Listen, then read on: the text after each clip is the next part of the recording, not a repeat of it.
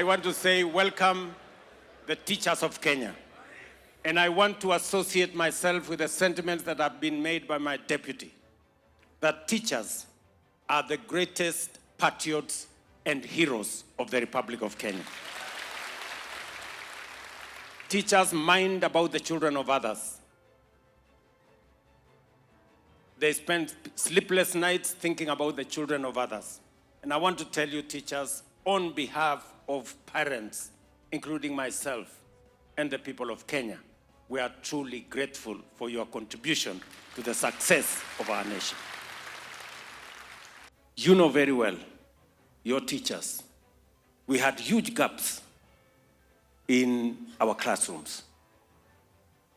Every administration was hiring 5,000 teachers every year. True or not true? That was the norm. We're hiring 5,000 teachers every year. I decided that we must do it differently. And I want to thank you very much because you understood what I was saying. You allowed us as government to hire huge numbers of teachers, even though we started with interns, because it was necessary for us first to have teachers in classroom, get them out of the streets, balance the money we have. And today, I can confidently say in this teachers meeting that we are slowly closing the gap on teacher-student ratio. We now have 76,000 teachers teaching. In January, we will have 100,000.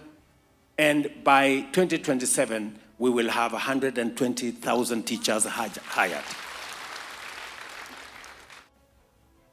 We agreed that we want to reform our education sector.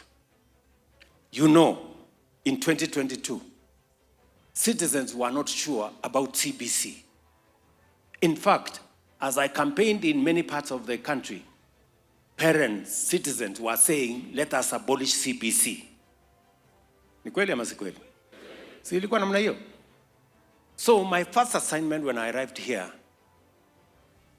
is to set up a presidential working party. Because if there is one thing we must never get wrong is education. Because if we get it wrong in education, we fail as a country. That presidential working party worked with our manifesto. They looked at the areas, they listened to teachers, and I want to congratulate the teachers of Kenya. You became the largest contributors of ideas that today informs what we are doing.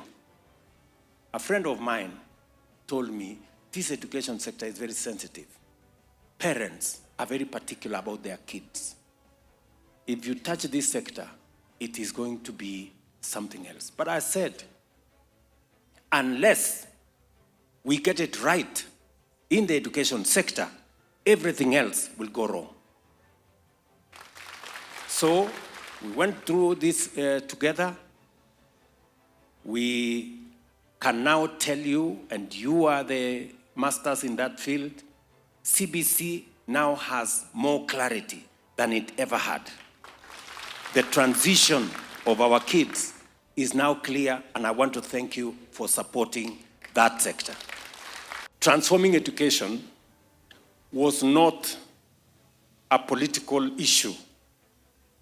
Transforming education was deliberate because through education, whether you look at Korea, whether you look at Singapore, whether you look at Malaysia, intellectuals, the capacity for people to understand things, education was at the center of their own transformation. And that is why I took matters education seriously, because I knew that it is going to be part of the levers that we are going to use if we were to move Kenya to the first world. That is why the budget of education was 540 in 2022. As I told you, now we are at 702 billion. We've hired teachers the way you know. We built classrooms, as I have told you. We have done a funding model changed the funding model to put more resources in our universities. We have started the Open University of Kenya. We have increased the number of tutors in our TVETs from 6,900, to now 10,000.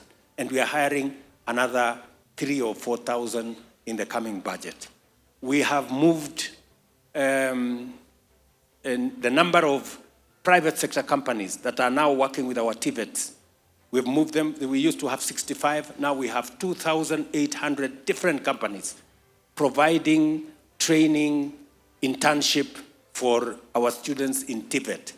It is our intention by 2027 to move the number of students in our technical, vocational, and training institutes from 340 in 2022. We are now at 720. We will have 2 million by 2027 because technical education, the STEM subjects, are what are going to drive our industrialization. The reason why we have 6 new special economic zones is because industrialization is going to be the engine that is going to drive our economy, even as we move from an agro-based economy, we must industrialize.